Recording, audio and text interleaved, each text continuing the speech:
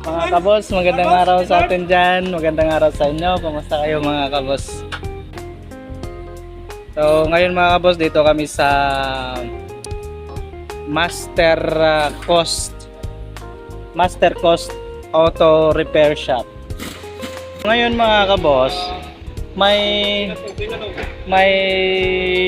napansin kami dito ng isang sasakyan na kung saan kakaiba siya mga kabos. Ngayon mapakita ko sa inyo kung ano tong sasakyan na to mga kabos. Iba talaga siya mga kabos. Hindi mo to makikita ng basta-basta mga kabos. Iba kanyang forma mga kabos. Ewan ko kung sinadya ba ito mga kabos o talagang sa pagkabili ganito na siya mga kabos. Ngayon, puntahan natin mga kabos ha.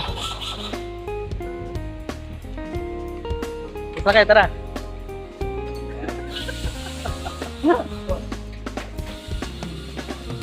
Ito yung mga gamit nila mga kabos, oh.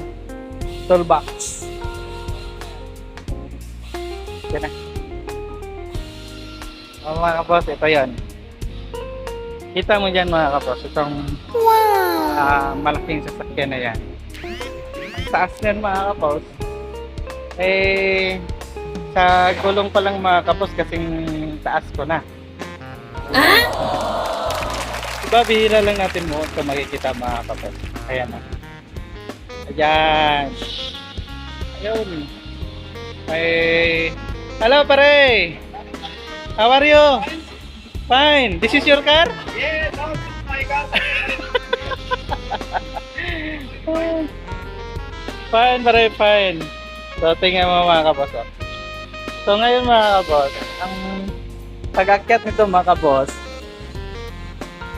hirap din kasi sobrang taas. Kaya gagamit ka ng maliit na barrel, tapos may isang malaki, para makapatong ka na dyan sa sasakyan mga kabos. Para lang makaakyat ka lang dyan. Diba? Tingnan mo mga kabos, ang ganda. Yan. Sobrang taas, pwede itong pang bundok mga kabos, pwede itong gamitin ito doon sa bundok.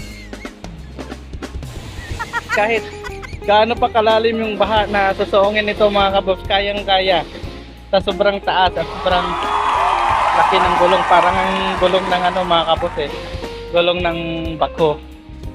Yan. Nice! So yun mga kabos, so ito yung Master Coast Garage.